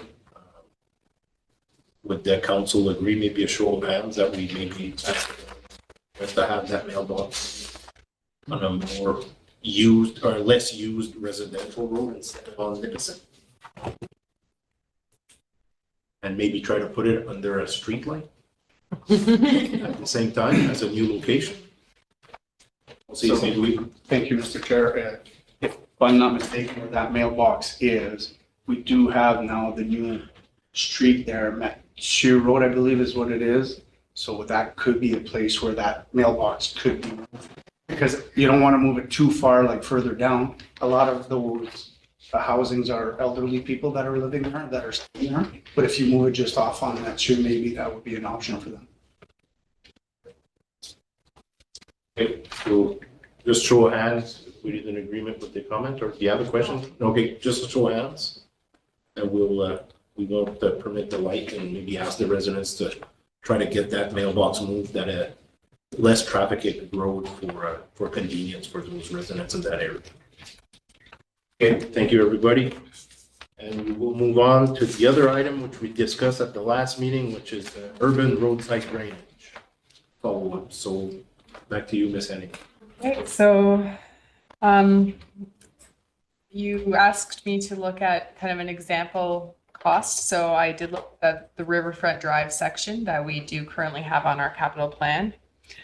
So things that are important to note before we get into looking at this specific example, there was a lot of questions regarding how many projects this would impact. And so I did a quick look at the 5-year capital plan, and I believe it's only about 5% of our asphalt projects where we're going to have these extra costs to improve the drainage. The rest of the projects all are allocations that either have, curb and gutter or subdrain or ditching already existing, and we're not going to have to do anything new there. So the expected asphalt cost on this section is just over $80,000. Then when you look at the initial cost for installing subdrain versus ditch, it is quite high compared to the $80,000. Subdrain would be approximately $53,000, and ditching is just over $37,000. So upfront, those costs are, it is quite a good percentage of our paving cost. But something that to consider is if we decide to do nothing, then we're going to be looking at patching this area of road probably every 5 years. And that cost over time, over the 25-year lifespan of the asphalt, is going to be over $85,000. So all of these numbers don't account for inflation. So we're going to basically be paying double to pave that road over 25 years if we do nothing. So what I'm asking you to decide is between subdrain and ditch. I'm not recommending that we do nothing. So if we do subdrain, if you look at the long-term cost, so it is a higher upfront cost. It's about 60%, whereas ditching is a 44% upfront cost. But over the long term, subdrain will actually cost us a lot less because the maintenance costs are a lot lower for subdrain than they are for ditching, because we're not replacing culverts. We're flushing, doing some occasional flushes, but we don't have to dig out the ditches again. We don't have to replace culverts. So over the course of 25 years, like subdrain will end up costing about $1,000 in maintenance, whereas ditches will cost you almost $30,000 in maintenance. And over 50 years, those numbers increase even more because the lifespan of subdrain is about 50 years or more. So you're looking at $2,000 over 50 years and about $56,000 to maintain a ditch over 50 years. So when we look at those long range costs, you can see that there's a lot of benefit in the subdrain over the ditches. Now, I'm not saying that we will never do ditches if a new development is going in. I'm not recommending that we don't ever allow ditches. If ditches are done properly and they're done to the correct grades, then there really isn't these amount of maintenance costs with them, because the property owners are typically able to, actually mow their ditch and clean them out, so we don't end up with a lot of those ditching costs. So I think we should leave that kind of up to the developer, as long as they're doing a ditch that meets our criteria and has proper slopes and can be maintained. Then I'm not saying we don't allow ditches or that we force subdrain, but in these areas where people have already filled in their ditches and we need to do something, I would say subdrain gives you the better long-term value, but it is a higher upfront cost. Any questions? Questions by council? Louis? Thank you. So what you're asking us then is to decide on a bylaw or to give you direction that moving forward, this is what's going to be, correct? Yes. Okay, and it's not just for urban areas, or it's whatever road we're going to be working on. Basically what I'm asking, because I've received several calls from individuals on Riverfront, but, and I'll be very honest, myself also, I had my ditch filled along with about 7 individuals in our area, which is in Cache Bay. So they are now worried that their ditches going to be refilled? And that's the conversation we were having at the last meeting. And I just want to know, or need to know what to tell them, that yes, subdrains can be put in, or no. That's what I'm still a bit confused. I agree with the subdrain 100%, but I'm still a little confused that if they come and do Edward Street in Cache Bay, and because I know it's on a 5-year plan, if they come and do Edward Street and you have some houses with ditches, but a lot of houses with filled ditches, are they going to be filled? So, for example, on a street like that, where we have some that are already open ditches and some that are filled, we would look at the project as a whole and kind of the cost benefit of analysis. If it's just a small amount to add a little bit of subdrain and end up filling in all of those ditches with subdrain, then that's likely the route we would take. But not necessarily. It would depend on kind of how many. It would really be project dependent. So what I'm looking for direction on is those specific houses that have already filled in their ditches. Do we dig a ditch there and leave them with an open ditch? Or do we implement a proper subdrain system? And then, yeah, that may impact the road as a whole, because we will look at projects as a whole, and there might be houses that have not filled in their ditches, and maybe it will be beneficial to put subdrain, because these systems, it works as a whole, right? You're not going to necessarily just put subdrain in front of one house. So we would look at that as a whole for each individual project and look at the cost and determine what would be best. But ultimately, I want to know if they've filled in their ditches, is council okay with us going with the subdrain system, or would you rather us just open it up and give them ditches? Thank you. Any other questions? Yes, I would go the way of the subdrain for sure.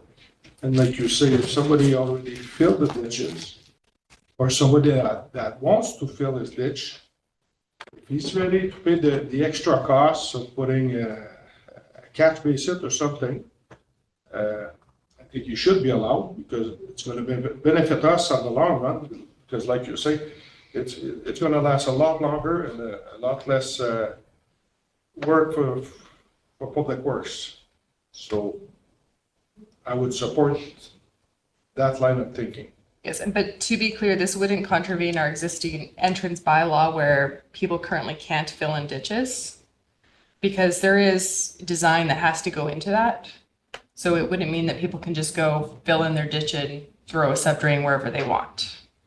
You know, if. So we do want to make sure that we're Okay. still following that Yes, bylaw. I know what you mean, but if somebody would like to do that in front of his place, and if you say, okay, you gotta do it that way, and he's willing to pay the extra cost to do it, it would be allowed? I mean, I don't think we would ever recommend filling in ditches because it goes against our entrance bylaw. And it's an additional cost to the municipality. If we already have a drainage system that's there and that's working, I don't think we would be recommending to contravene our existing bylaw.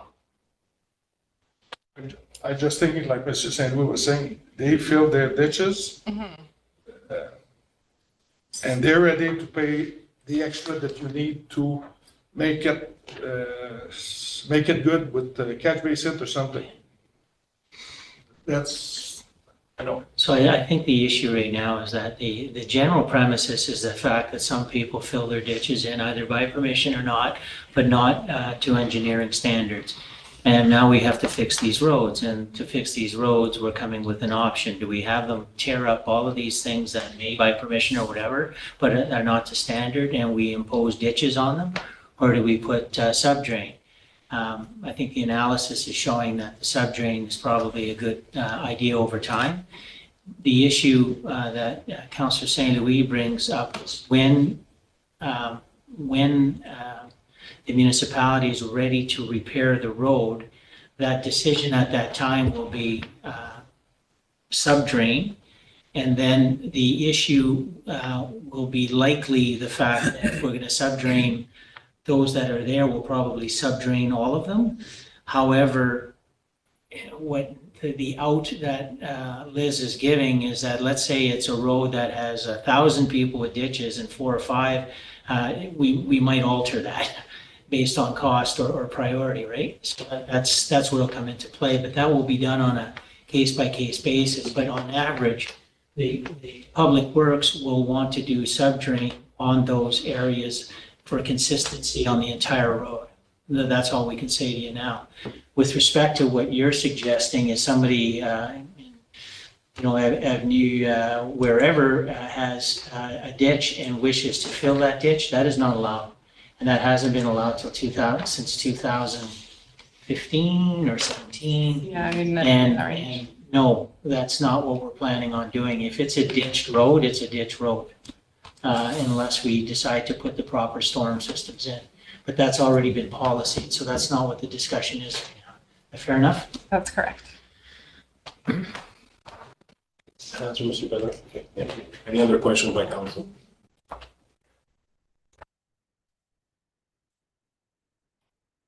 Thank you, through Mr. Chair. So because of the bylaw being implemented, let's say in 2017, so the area that that street you're talking about currently, Riverfront. So was that created before 2017? So you'd be looking at roads and ditches that were probably, that they covered the ditch that were prior to 2017 to possibly look at Yes. the drains. Anything after that, if it's a ditch, it's a ditch.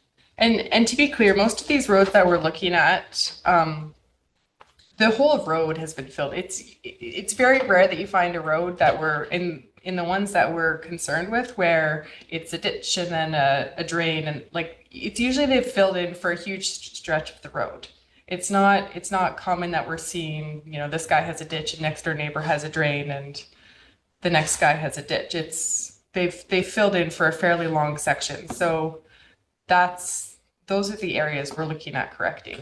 So like your street is probably an example of that where, and I know even my It's the street opposite. is an example of that where it's, So Yeah. right now, my street, you have 3 individuals that fill their ditch, then you got 2 ditches, then an individual that fill their ditch. And on the other street, the same thing on Mary, you have 2 individuals that fill their ditch, then others are empty, right? So, and I understand, and I get the whole thing. However, the one thing that I need to make sure to make very clear, people that did it without the engineering stuff, I get it. However, you have individuals that did it with the permission of the municipality, that haven't had it done by the municipality, and that have had it. So when I came and they told me yes, I was told as long as you utilize qualified contractors, and the town foreman came and verified everything that was done properly. And like I remember having a conversation with, we actually have 3 catch basins in our driveways, right? So everything's done accurately and properly, but I do understand the problem that if you have subdrains and then a ditch and then subdrains and then a ditch, it's not conducive. It makes no sense, but unfortunately my street is that. and we will assess individually. I mean, if there's a street where it's been filled and we have catch basin systems and things are properly draining, we're not going to go spend a whole, we're not seeing that kind of degradation. We're not going to spend this money for the sake of spending this money. That's not the goal. We're looking at specific areas like this section of riverfront where they don't have those, and the asphalt is degrading. We're seeing that, and we want to correct that going forward. Okay, thank you. Any other questions? So everybody in agreement that we move forward with the subdrain as an option for a specific street? And I guess, Ms. Henning, every time you have a project, you're going to come back with the financial aspect of it and do a recommendation as to what should be as part of drainage for that project and make a recommendation with the financial aspect? Or? I think she's coming, when in doubt, she'll come in a case, but if it's very clear, I think what we want is the direction to subdrain. Subdrain. Well, and typically on our capital budget, we allocate, that will be subdrain or if there's drainage involved in our asphalt paving, so you'll be able to see that. It's not something that we. So show of hand, everybody in agreement with the subdrain recommendation? Thank you very much. Back to you, Madam Mayor. Okay, thank you very much. And with that, we'll move on to 5.4 Community Services Committee. Councillor Chair. Thank you, Madam Mayor. So the first item we have is to review the terms of reference for the Youth Advisory Committee. It's a brief review. I guess we're having a hard time filling all the seats for the Youth Advisory Committee, so we just wanted to change the terms of reference. I'll pass to maybe explain a bit more. Thank you, through you, Mr. Chair. That's correct. Council will have another applicant for decision this evening. What we're also running into is not only not being able to fill every seat, is that we're having a difficult time filling all the ward seats. So we wanted 8 youth representative representing each ward within our municipality. And right now, that's a difficult point from the terms of reference to complete. For examples, we have 2 candidates or 3 candidates from the ward River Valley 6. We have multiple other candidates or appointed members to for the field ward, I believe, or Cache Bay Ward 2. I think there's 3 members. So by going just at large and being able to fill the 7 seats, I think will make it easier. The other thing is we had a minimum of a school year. I know the 6 members that currently sit showed a willingness to stay on the committee. So I think we're recommending to council to potentially change the wording to allow appointed members to stay on as per the council term. So those are the suggested changes we're making.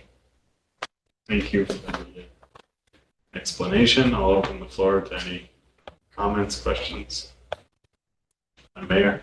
Thank you very much. I'd just like to say that both Councillor Nicola and I, who are working with the Youth Advisory Committee, we're really happy with the candidates that we do have. And there is an eagerness by the, not candidates, but by the members that we have. There is an eagerness by the members to stay on. And I would just say that the only caveat for the term of council is as long as they don't age out. So we do have a maximum age for our youth advisory committee members. So if they surpass that age limit while the term of council, they would age out of the program. But it also, when we did this, it'd been a very long time since we had an advisory committee, so we were kind of starting from scratch again, and I'm happy to see this just come back so that we can tweak it and make it work best for the municipality. So, and I think that continuity through the term is going to be super important as well. So thank you, staff, for bringing this forward. Thank you, Councillor Rubin. Thank you, Madam Mayor. Don't see anyone else. By show of hands, who's in favor of reviewing these terms of reference? Passed. We'll move on to our next item. I submitted an agenda request regarding the Blue Jays Field of Dreams grant that I had mentioned at the last meeting in regard to the Goulart Park redevelopment. There's a timeline from September to October 31st where we'd have to submit our grant application to see if we'd be granted that money. So I just want to see if council had any preference if we do go for it and we direct staff to apply for the grant, or if we just kind of let it fall on to the side. So I'll open up the floor to any questions or comments. Just a comment. I think anytime we can apply for a grant, if we're able to help with the development of the Goulart Park, I think it's a fantastic idea. Thank you. Yeah, same thing here, and I believe we do have a design that's been in place for a few years now, so everything's ready. That's it, thank you. All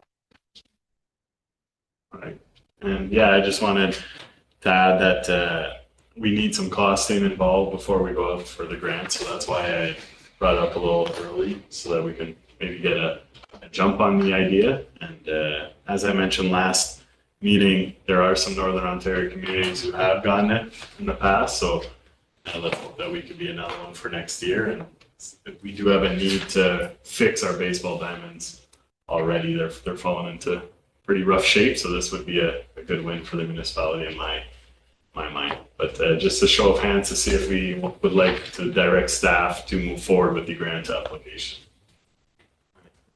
Thank you, and I'll pass it back over to you, Madam Mayor. Thank you so much. We're now moving into the regular portion of our meeting. Item 6.1, our consent agenda.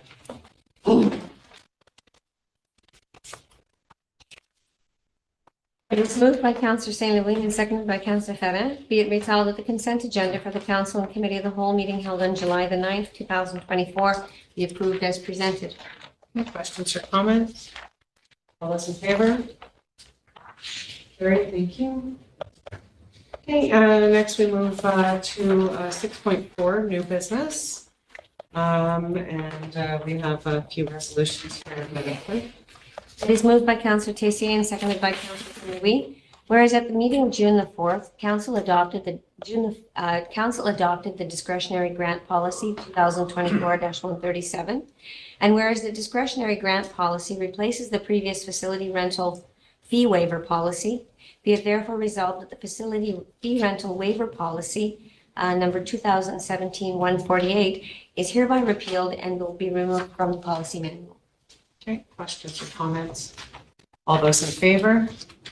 Carried. Thank you. 6.4.2.